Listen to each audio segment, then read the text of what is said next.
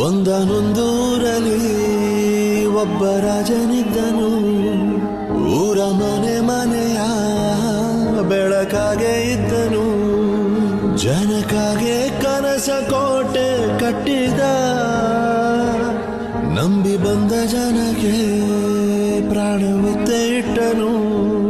ನಾನು ನನ್ನದೆನ್ನುವ ಆಸೆ ಕಟ್ಟಿಟ್ಟನು. ಅವನೇ ನಮ್ಮ ಮಣ್ಣಿನ ಮಗ. ಅಳಿಯದು ಹೆಸರು ನೂರು ಯುಗ.